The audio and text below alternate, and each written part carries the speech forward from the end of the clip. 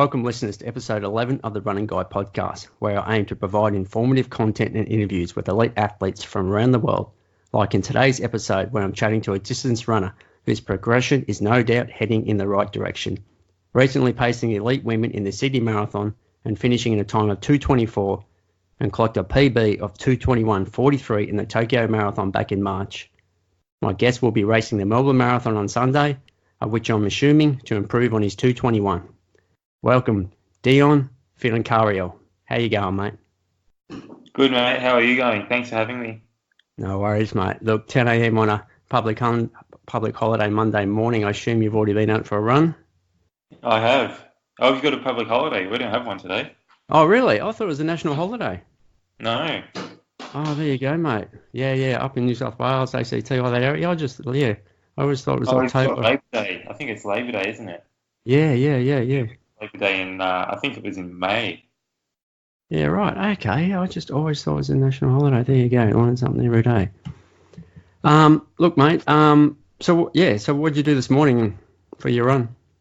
I just did an easy sort of hour run. Okay. Yep. Probably started out a bit easy and then just sort of finished a bit faster. And, all of my runs are sort of just now just sort of an hour will be the maximum run I'll do. And, I'll do an hour tomorrow and an hour on Wednesday. And Yep. And just sort of do a half an hour run the day before. Okay. So it's all pretty easy going this week. No doubles. Yeah, sure. Mate, obviously the big dance has come around pretty quick with only 4 weeks between Sydney and Melbourne. How's the body as a whole sort of feeling, and how have you sort of navigated through the process of recovering and then preparing in that short time window? Oh, not too bad actually. The body's pretty good, and the turnaround of marathons is not usually that much of a problem. Like before Sydney, I ran the Sunshine Coast in 2:23, and it was like 4 or 5 weeks before that. And this weekend will be my 8th marathon this year, and they've all been under 2 hours 30. So I'm not too bad with backing up. And even last year, I did 12 marathons. Right. Wow. Okay. Yeah, that's pretty good. And I believe you're a massage therapist, is that correct? I am, yes, down in Sandringham. Right, yeah, so to sort of give you the flexibility to fit your sort of runs in around that? Yeah, it's been really good actually. They're very supportive, just like, I just am able to say there's this race that I want to do or things like that. Last year I went to China a couple of times for races, which I was sort of invited over as an elite, and I was able to go and do those sort of events because work is really good with me sort of following my running journey. And I guess it does add some credibility to be going through the motions with a lot of what I guess my patients go through. So, but yeah, work has been really good. I'm very, sort of lucky to be in a role that I am. I know a lot of others. And who's that you work for, sorry? Physio at Sandringham. And that's in Sandringham. Right, yeah. Okay, excellent. Like running can be pretty fatiguing on the upper body as well as the legs. Do you sort of feel you're struggling with some clients sometimes giving a massage if you sort of still feel a little bit fatigue in the arms? Or? Yeah, I do get a bit of fatigue in the arms and like the hands, and so I do try and use other parts of my body, just like a bit of I do some dry needling, and that sort of takes pressure off my hands and things like that. So, however I make it work, and at least it's not like physically too demanding on my legs and everything. I'm standing, but it's quite passive sort of work. Okay, yeah. Let's talk about your marathon training. How's your prep normally look like as far as volume and sessions go as you're sort of building up towards a marathon? Yeah, well, the preparation has been, I feel like it's been really good. It's probably been my best preparation, even faster than, or even more sort of comprehensive than Tokyo. So I feel like I've given myself the best opportunity to run well this weekend, and I've probably been known to be doing like lots of kilometers, but in the last year I've really sort of brought it back, and I think my biggest week might have been like 184 or something. So it's still a bit, but it's nowhere near what I used to do when I got up to like 250 Ks, and I would just sort of break down before an event. So I Okay. think Yeah. having a bit more ration to hold back has been what's enabled me to hit a lot of my sessions and then still recover between events and things like that. Yeah. Sure. Sure. Yeah. Yeah. Okay. And as far that's your volume goes, you normally do a couple of sessions a week, or? Yeah, I'll do sessions on a Tuesday, on a Thursday, and sort of every second Sunday. So that Okay. way, from one Sunday, I will have an easy run to recover. And usually it might even be a race that second Sunday. So the next Sunday is always like a recovery week anyway. Okay. Yep. Yep. Now, as far as your taper goes, mate, how's that look like for Dion? I'll still be running every day. Yep. And my long run on the weekend, it was Saturday actually, it was just 20K, and that was just all quite easy because I did a hard one the week before. And yeah, I'll do an hour today. Tomorrow I'll do some 1K repeats, and then an hour jog on Wednesday. Thursday I'll just do some short 1 minute efforts with a minute recovery, and then Friday, Saturday, sort of like 50 minutes, 30 minutes, and then the marathon. And yeah, that sort of just involves doing a couple of K warm up and a couple of run throughs, and hopefully be ready to hit race pace from the start. Sure. Yeah, Yeah. that's pretty much the week of running. Yeah. Right. Yeah. Now, obviously, you compete on a high level on the road and the track, but on the trails as well, competing in ultra marathons. Do you sort of feel that your running on the hard stuff has improved from the strength and gains that you've got from running more elevation and on the trails when you're preparing for the ultra marathons? I definitely think that I've become a very strong, sort of versatile runner. And yes, with doing ultras and, long runs and things like that, and I do a lot of it on footpath just because it's close to home. But I also, when I was working as a chef, I used to do ultra marathons and really long runs and things like that. But then I would have to work for like 10 hours straight away afterwards. So, Sure. Yeah. there was I remember this one day where I actually did a 6 hour race on the track, and I ran 85 kilometers. I showered at the race and then drove straight to work. Yeah. Yeah. In the middle of summer, was like sweating it out, and Yeah. I had compression pants on, and then I had my chef pants on and my jacket and everything. Sure. And it was a really busy day, and that's just the sort of stuff that would happen to me every week after my racing. So now that I'm not doing that, it's sort of meant that I do recover better, but that doing what I did back then has probably given me a bit of resilience in the legs, and I guess being able to put up with some short-term hardship.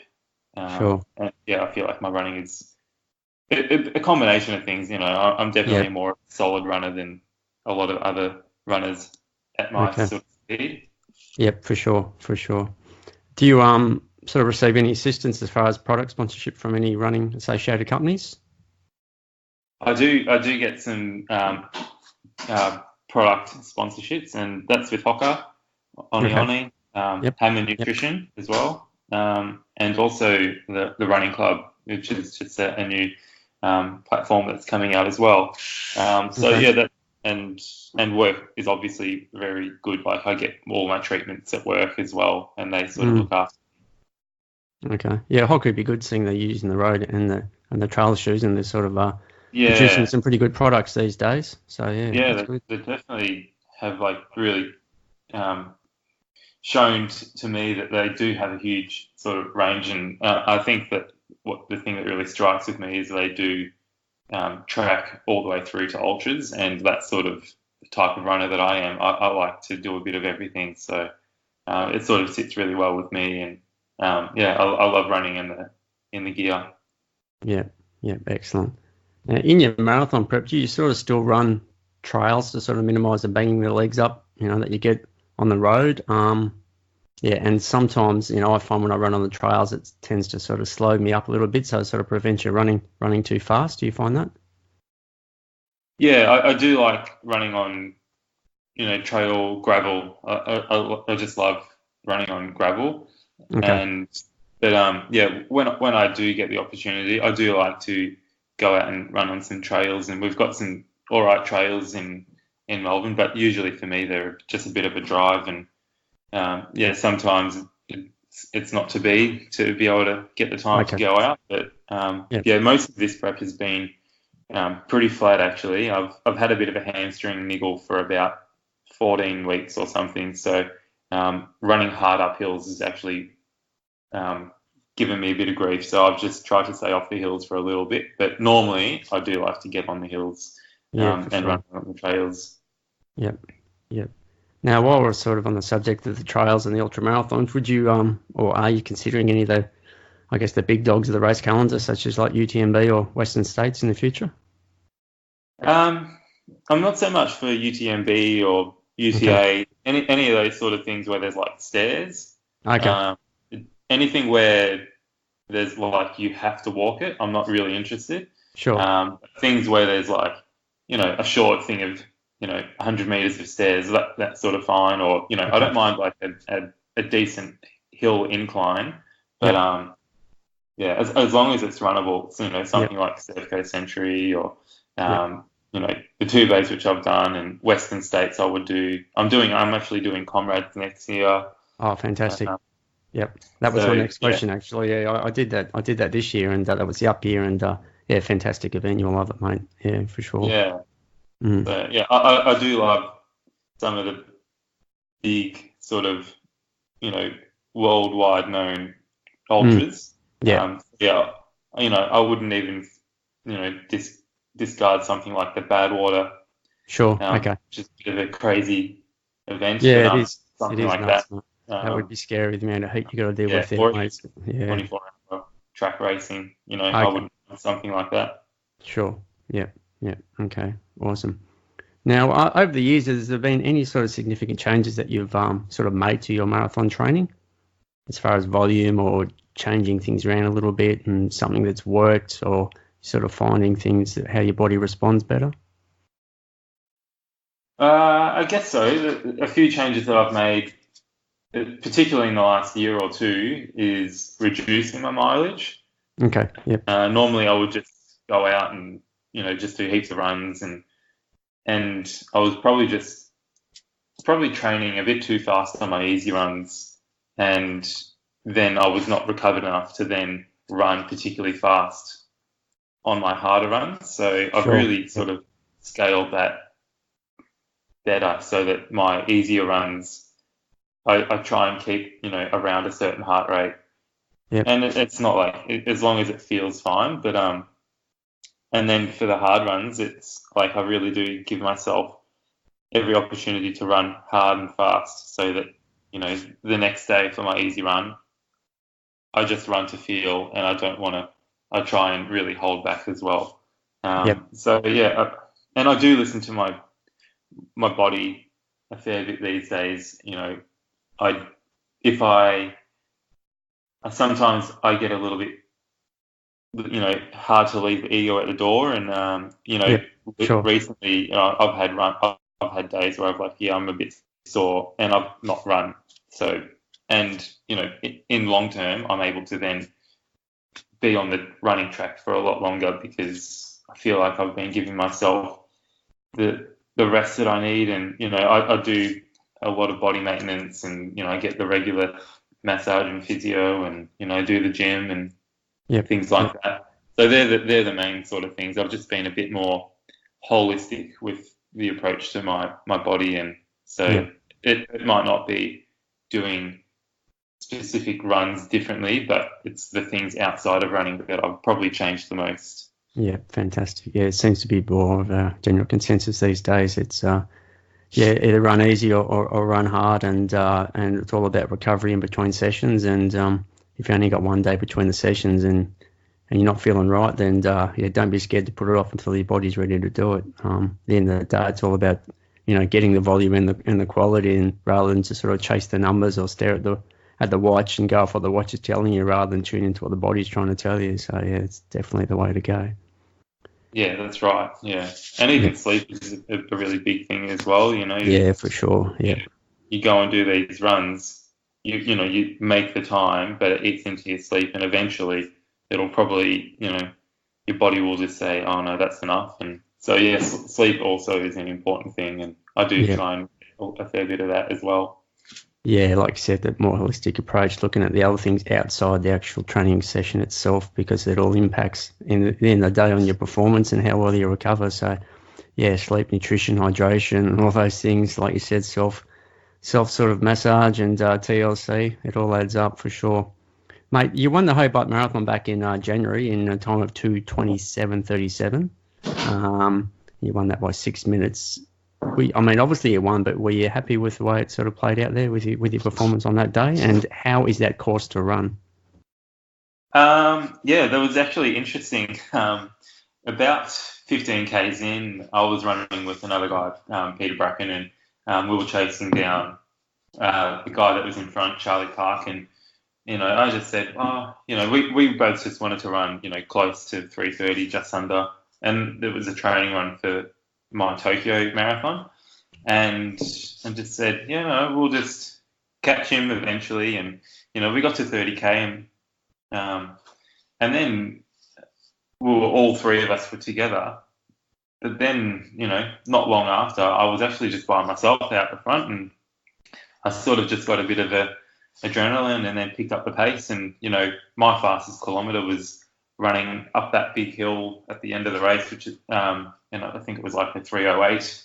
So significantly faster than the rest of my race. So I felt like it was more of like a tempo run. But yeah, it is a good course. It is definitely a rolling hills in that course, and the very end of the race, you do have that big hill to climb. So if you've gone a bit too hard too early and you're hurting, that hill, you're probably going to want to walk it. But it is otherwise a really, really great course. I've done, and the thing is, at that time of year in January, it's pretty cool in Hobart, and it's not a huge busy town, so it's got a really nice vibe to it as well. Okay, yep, excellent. I'm planning on heading down there in January and having a look at it myself. So, yeah, no, it looks a good one. It's a funny time of year for a marathon, but not everyone's really up for a marathon in January. But there's been a lot of indulging on food and correct, yeah. People go away overseas, maybe they want to go see the snow or something. So that's it. It's. But then again, there's a lot of people that, I guess, the athletes who have been up at Falls Creek or something like that, and then want to come down and test their fitness. Yeah, even in the shorter distance. So you can get a bit of a really wide mix and range of athletes at the Hobart. Yeah. Okay. Yep. And I see the organisers still offering $1,000 prize bonus for anyone, for the male runner to break 2:20, with the course record currently 2:23:39 by Scotty McTaggart back in 2010. And for the first female to break 2:45, being the course record of 2:46:27 by Hanny Alston back in 2007. So, yeah, an extra grand if you can run a little bit quicker there for you, Dion. Yeah. We'll see how I pull up after Melbourne. Yeah, for sure, mate. At the end of the day, you're not out there for the money, you're out there to run a good run. But yeah, if you did it, it'd be fantastic. Mate, have you ran Melbourne Marathon before? I have. I've run it a bunch of times. I think this will be my 8th Melbourne Marathon. Oh, wow. Okay. So what's the fastest you've placed down there? The fastest marathon at Melbourne I've ever run. Actually, I think it was 2 hours 38. Okay. Back in 2014,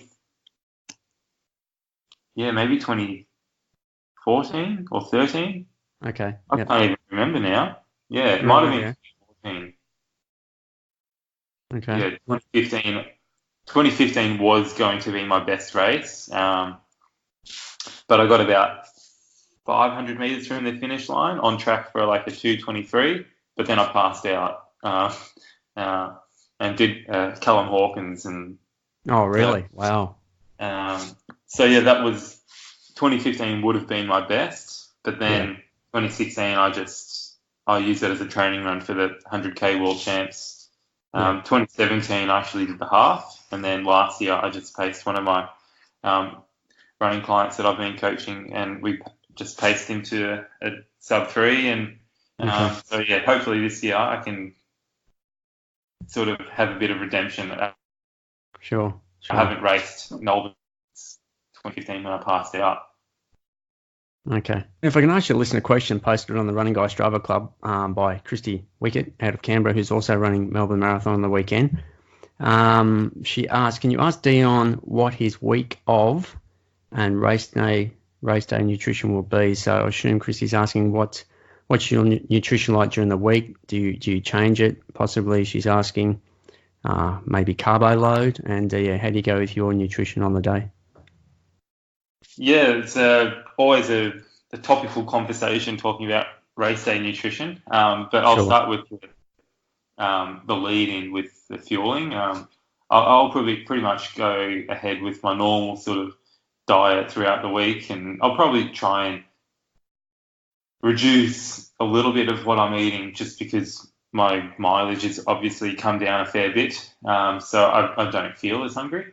So I'll just try and make sure that I'm not eating my regular bigger portions while I'm training hard.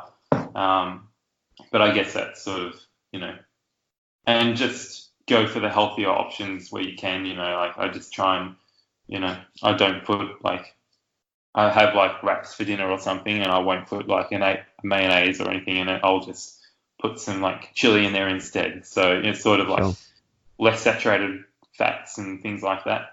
Okay. I know that after the race I can go and do that again, so that's fine. But in terms of carb loading, I guess I've been doing a bit of work on my fueling and the strategy of which I sort of take food before the race and after. But Friday sort of looks like Friday will be the exact same as Saturday. So I will have sourdough toast. So the sourdough is sort of already partially broken down, the gluten in the bread. So better than just normal white bread, because your body doesn't have to work as hard to break down the gluten. And then, I'll just have white rice for lunch, maybe with some tuna, maybe a little bit of vegetables. So I've really gotten rid of the vegetables, majority anyway. And, I'll have a snack of some rice crackers. So they're close to 90% carbohydrate. So for 100 grams, you get a lot of carbs. So you don't actually have to take on as much volume of food. And then dinner will be pretty much the same as lunch. So a couple of cups of white rice that are cooked volume. And throughout the day, I'll have a snack on a banana, the rice crackers, and a bag of lollies. And then just try and take that on with, a fair bit of water as well. And but the much the same will be on a Saturday as well. So Friday and Saturday the same, and then Sunday morning on the race, I will have a couple more pieces of sourdough toast, and I'll probably have a couple of lollies as well and a coffee. So but I also haven't had caffeine. I will go 2 weeks without coffee, and then load up on coffee on Sunday morning as well. Okay. Yep. As in with the beverage, as in a cup of coffee, or I'll have a cup of coffee, Yep. And then during the race, around 30 kilometers, I'll have a caffeinated gel, and about 35, I will have a flat Coke. So, and if I need to, in my pocket, I'll carry a no-dose as well. So I'll have a fair bit of caffeine on Sunday. So I might not be able to have a good sleep, but it's sort of a bit of a sacrifice to skip out on the coffee. But I find that I race well when I sort of go without the caffeine and then load up on it. Okay. Have you ever do you sort of suffer from any GI issues towards the end of the marathon. I know, like I've sort of had the old flat Coke up to 35, but sometimes I get down to the last thing I want to put in my mouth because you're not feeling a bit seedy and the guts are not feeling great. Is there Yeah, those issues? Yeah. I have practiced a lot with fueling, and I do quite a lot of marathons now, and I guess like I'm used to taking on fuel late in a race while running hard quite Mm. regularly, so I don't suffer from it as much as I used to. But Okay. even this Sunday, I'll be planning to take on 8 gels. So Okay. um, Yeah. And do you that will do that be in training to get your body used to it, like the weeks leading into it? yeah. So I've gone out and where I could normally go out and do a easy slow state 40-kilometer run. Mm. I've actually gone out and had a good sized breakfast before the run when I probably could run on an empty stomach. Yep. Uh, and then I have taken gels quite regularly with the goal of taking like 5, 6, or 7 gels in the run. And so I feel like I've sort of stressed my guts to process fuel and the way that I take it so that during the race I've sort of conditioned myself that my body Okay. knows how to process Sure. Yep. every So at very regular intervals. yep. Yeah, Okay. Yeah. Yeah. So you believe there is a training effect there. If you actually practice it in training, more likely you'll get that yeah, adaptation. Yeah. you Yeah. absolutely must practice Yep. it. It'd be, to go on in a race and then say, oh, I'm going to have a few gels. Mm. I hope they go down well. Mm. You really do need to actually practice it and make sure Yeah. that you've. I don't know if you can ever be the master of or master something like fueling Mm. because the weather plays a role and you might need to take on more in a warmer race and maybe you're not quite used to taking on more, or maybe the weather is making you work a bit harder than what you used to.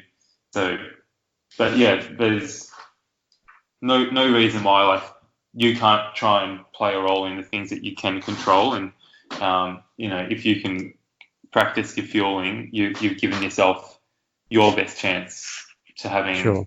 a good result on the day. Yep. Um, yeah, Yep. so I, I'm sort of a big believer. I'm sort of a big believer in practicing, and not sort of entering the race and sort of hoping for something that you haven't done before. Yep. Yeah. It certainly makes a lot of sense. And I guess trying those gels, putting them in your stomach at race pace, because obviously if you go out for a 2 hour easy run at 5 minute average, but on the day you're going to be running, say 3:30s, clearly it's going to be different stress and there's going to be less blood being sent to your stomach and GI is going to be under different stress. So I guess it's important to putting those gels in every 20, 30 minutes at race pace when you're under load rather than trying to do it just on your easy runs. Would you agree with that? Or Yes, yeah, yeah, definitely. Practicing your fueling on those harder runs as well. So yep, even last weekend I had what was it, like a 30K run, but I did 20 kilometers where it was 1K hard, 1K sort of steady. And I was practicing gels as well. So practicing on your easy runs in making sure that you distress your guts to process fuel, but then on your hard days, you can just practice your absolute race day plan. So not yeah. having to take, yeah. Yeah, for sure. Now, do you have sort of any coping mechanisms that you sort of have implemented over the years, sort of when you're entering the hurt locker in those later stages of the marathon, such as, counting cue words to relax, memories of previous encounters of Yeah. times got tough, yeah? One thing that I love, I just smile at people, because Okay, then they'll yeah, smile back, or they might say something to you, or I'll wave to somebody. I feel like you wave to one person on the side of the road, and then like the next 10 people that have seen you wave to that person then want to ride on that sort of energy, and then you just get you get more of it back. okay, I find that really helps. I sort of you try and focus on the things that you've done well. And, for me, I would think, oh, I've had a good training preparation, or, oh, this is a nice place to run wherever I am. This is, I wouldn't have gotten to see in a place like this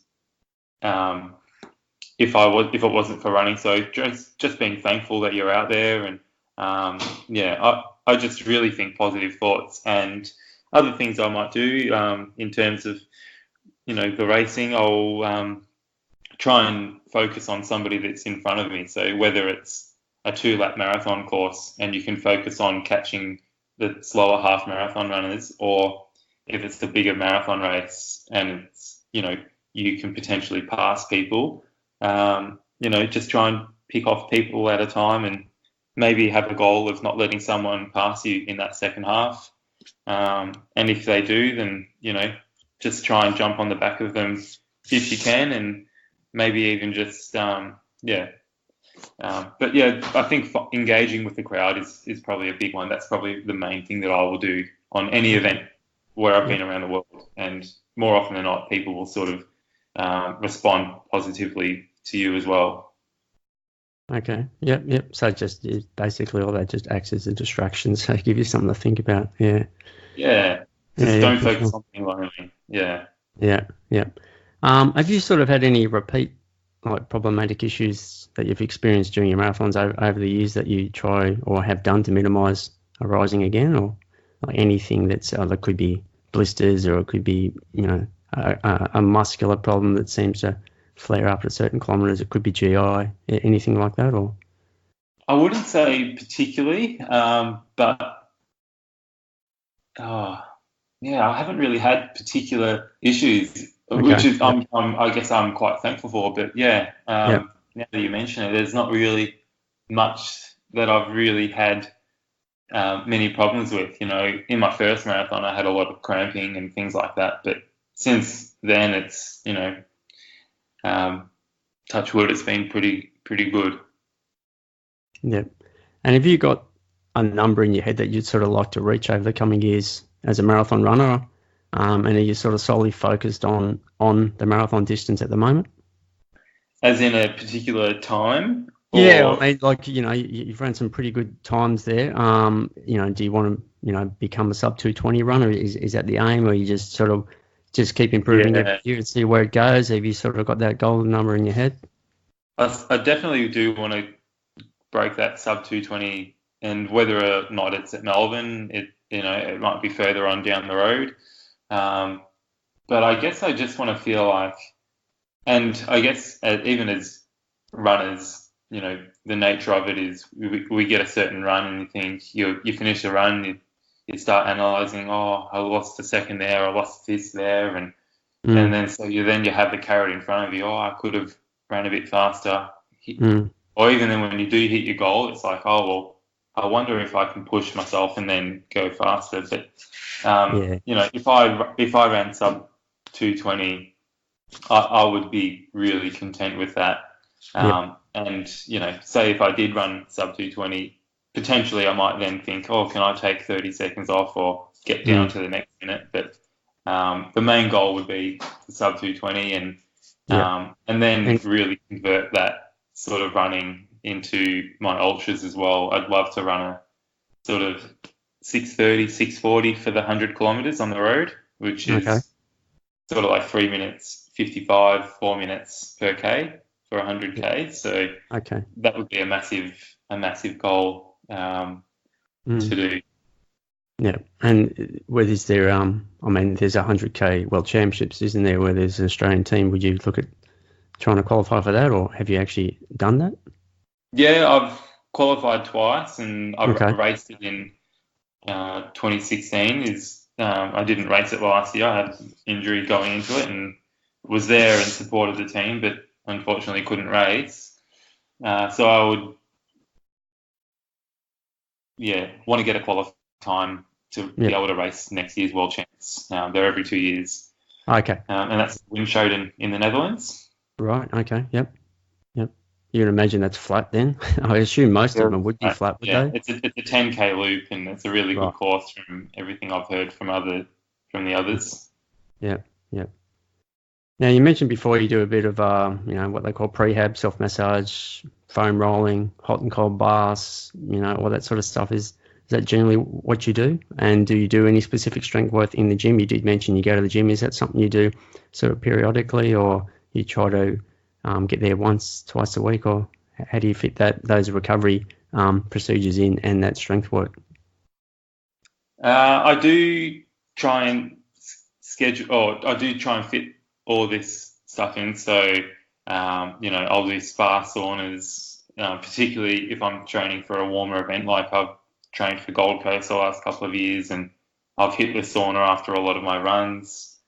Um, I'll do some self massage and things like that, but I also get a lot of massage at work and things like that. But in terms of the gym and the strengthening, like I sort of mentioned earlier, I've had this hamstring tendinopathy for the last sort of 14, 15 weeks. So I've really focused a lot of my gym work recently on doing, hamstring curls and lots of isometrics and sort of hamstring related strengthening work, as well as I've actually done a lot of core as well. So I feel like, my body is quite strong all the way through, and making sure that my quads are quite strong as well. I know that in the back end of a marathon, or even the day after a marathon, the thing that hurts the most is probably your quads. You can't sit down on the toilet, walk up and down stairs. So I think having strong quads will give me a bit more resilience late in the marathon as well. So I've focused on those sort of aspects with my gym this program round. Okay. Yeah. And you try to do that, all year round then? Most of the year round, yeah. So this this prep has been slightly different because I've had a bit more of a hamstring core focus than usual, where normally it was just like a general maintenance, some, you do your calf raises and hamstring stuff and quads and, maybe some planks or little bits of aerobic stuff. And where this one, has been a little bit different, but quite much the same as well. Yep. Overseas marathons, anything on the schedule, such as Abbott Majors or maybe Lake Biwa? Have you done Lake Biwa before? Lake Biwa is an option. So out of all the majors, I did Tokyo, and that was this year. Next year, I probably won't get to do any of the majors because of doing Comrades in South Africa in June, and then the World Championships for the 100K in Netherlands. And that's obviously, if I do qualify, then I'll be able to go. But those two events, that's already 2 international trips for racing. So I probably won't be able to get to any of the other ones. And ideally, I would have done Berlin, but Berlin is a week after the 100Ks. So I'm probably not going to set a PB there. But definitely in the future, Yeah, okay. And just for the listeners, Lake Biwa is over there in Japan. It's been held since 1946, so it's the oldest running marathon. But you have to run a sub 2:30 to qualify, guys, if you want to head over there. So it's a great event full of the elites. Pretty popular one to do. And I believe, I haven't raced in Japan, but I believe you get looked after pretty well as well.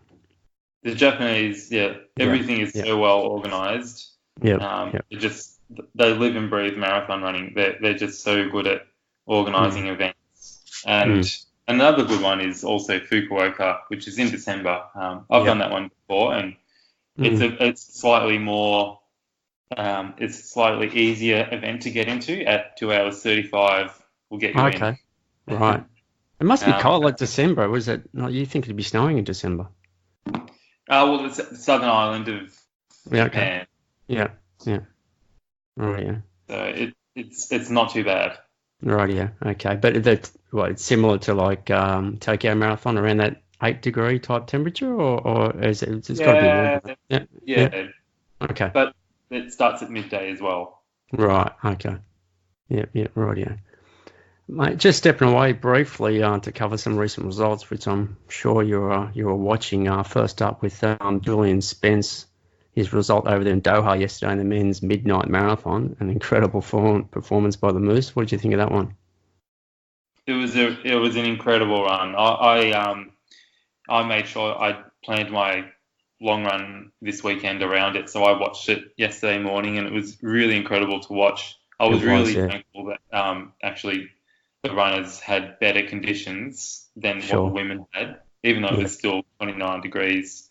yep, Um, but yeah, it was great seeing Moose have a really fast run, and in mm, those conditions, that is a phenomenal time. mm, And mm, even a couple of other guys that I know that ran Caden Shields from New Zealand, and he had a mm, great run as well. And okay, right next to Yuki Kawachi, who was there, and it mm, was just amazing. Watch some of these world-renowned runners that and even the top sort of five guys were all amazing runners.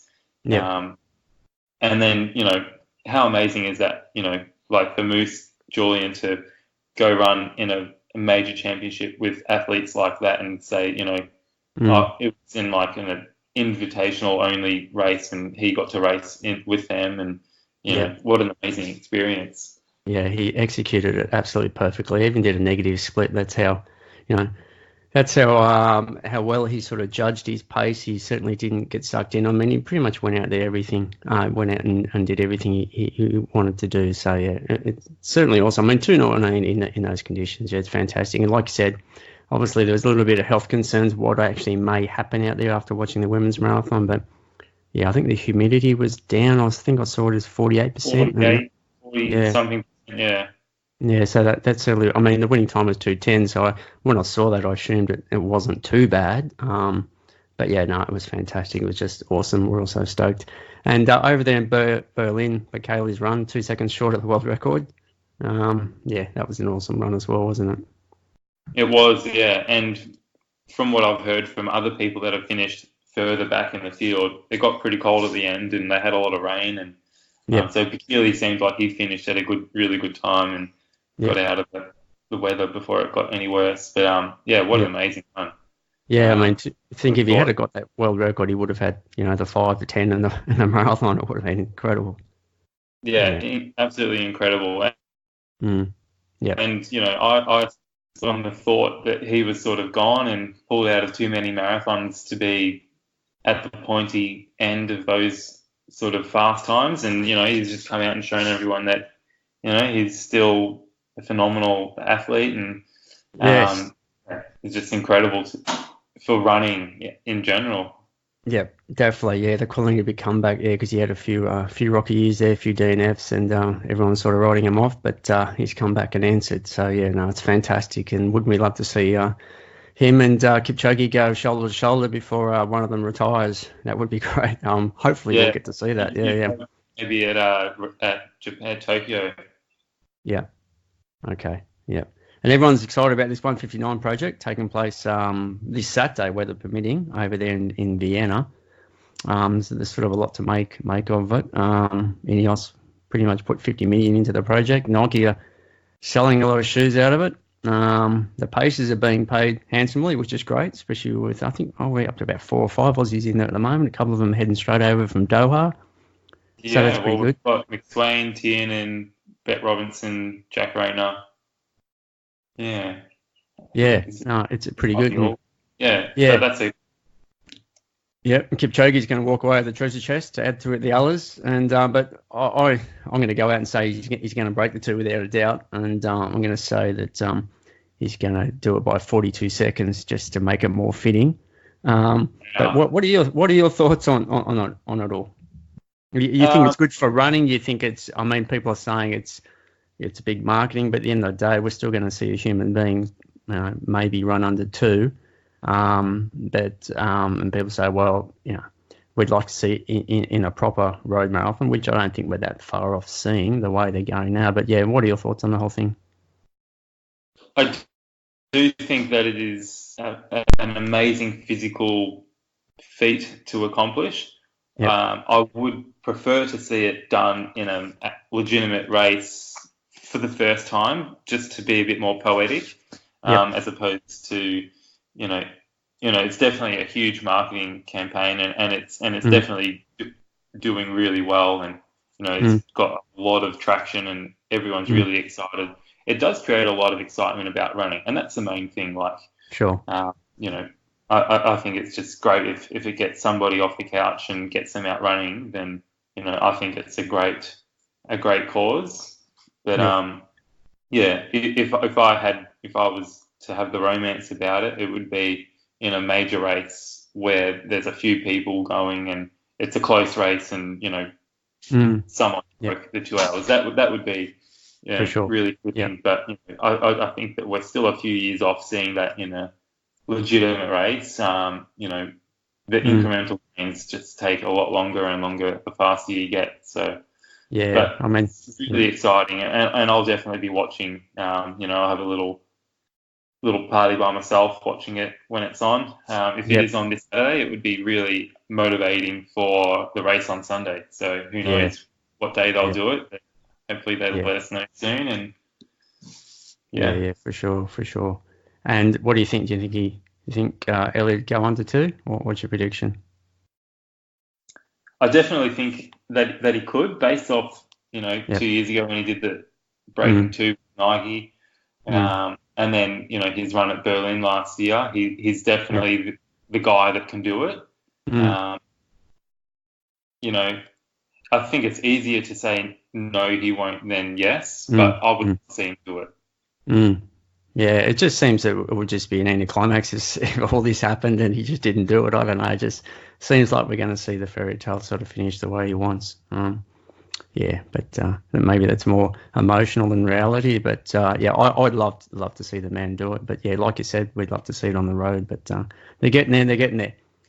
Mate, back to the race. I sort of have a race sort of routine that I sort of follow, generally leading to a race, because it sort of makes me sort of feel a bit more comfortable and relaxed, and sort of provide that familiarity. Even when I'm overseas, you sort of follow the same sort of procedures. Do you sort of have those sort of strategies in place? Yeah, I do. There's a few things I like to sort of shut out a little bit of the world for a little bit, and maybe I'll listen to some music and try and relax all day on the Saturday, and try and not be on my phone too much. I find that I'll be able to focus a lot, and and I don't want to actually have to think about the race too much. Like, I sort of just want to think about other things and put the race aside, and I sort of know what I want to do and how I want to do it. And the more I think about it, the more that you can sort of worry yourself out of these things. So I think if I just show up and just try and run a smart race, and the rest is sort of take care of itself. So I do just try and focus on other things other than the run itself the day before. Besides logistics, like I'll make sure I've got my bottles and make sure I've got my race number and things like that. Otherwise, I don't think about running at certain pace or anything. It's just listen to a good song, maybe put on something to watch the season of a show on Saturday, and just really put the feet up. It's sort of the race routine. Yeah. Okay. Yeah. And have you got an idea, what who's going to be out there, and is any sort of agreements forming a pace pack, whatever it might be, or you sort of go out there and play by ear and see if a little pack forms? Or I guess what I'm saying is there any, you've been chatting to the boys to organise a group, or are you just sort of running your own race? And I've sort of chatted, and I've seen the start list, and there's a bunch of guys that are going at 2:18 pace, and I think there's a 2:16 pace, and I just think it might be a bit fast. I think to run 2:19.50, I feel like you've got to be in 2 hours 18 shape. So then to go out at 2:18 pace, I think it will be a bit sharp. So I might just stick with my pace and how I'm feeling. And if I'm feeling great, then I'm not going to just hold back. But I do want to make sure that I keep my race plan relatively intact and don't run beyond my limits. So I'll try and stick with my sort of 2:20 pace, and then potentially that might be picking off a bit of damage at the end of the race. I sort of hope for me that I have that, so I at least have the carrot to work something to build onto. But I also hope that whoever I'm picking off, it's not because they're having a bad day or something. So Okay. it'll be interesting. But I do have a list of some of the runners, and it might be a little bit lonely, but I feel fit enough that I can run by myself anyway. Okay. Yeah, that was my question. I mean, sometimes there's a little pack sort of 50, 60 meters up ahead, but you look down at your watch and you're sitting on the average and you're sitting on the estimated time and everything's right, but you're on your own. It's a bit windy, but there's a pack 50, 60 meters up the road. Do you sort of think about, slowly pulling them in, or you're happy to just sit on your own even though you're not getting that protection?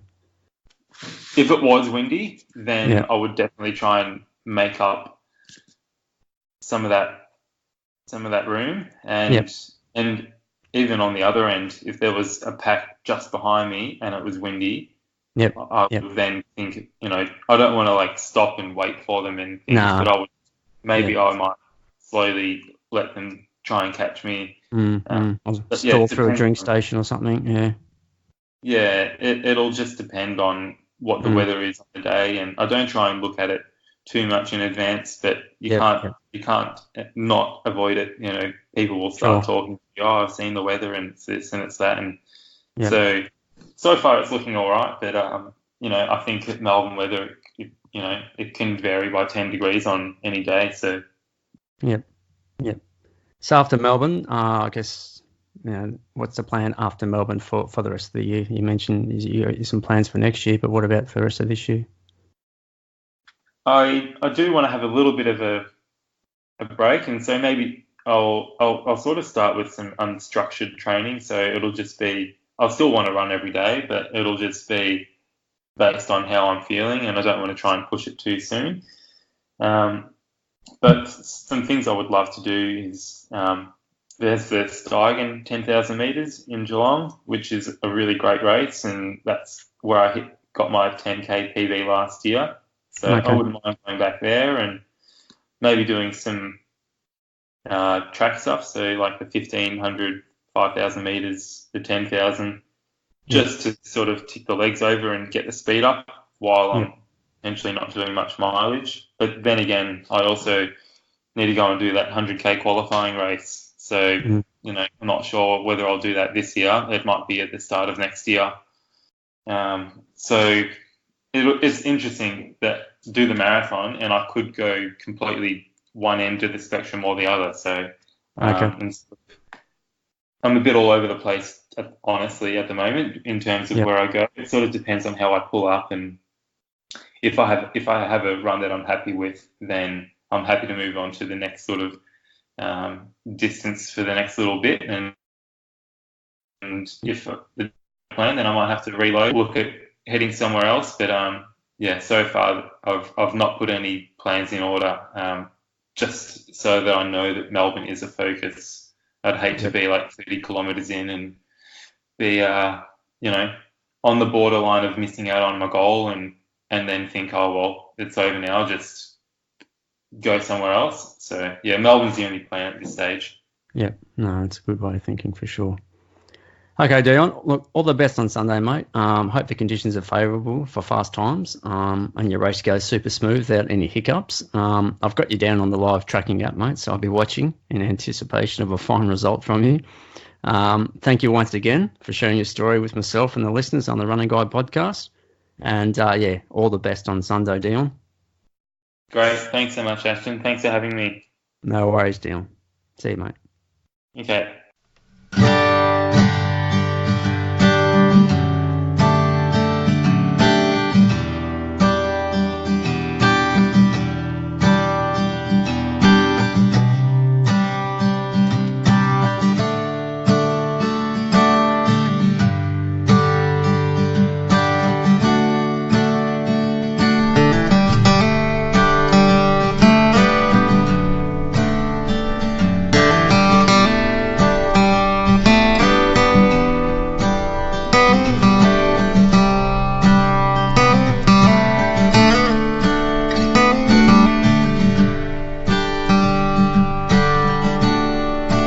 Bye.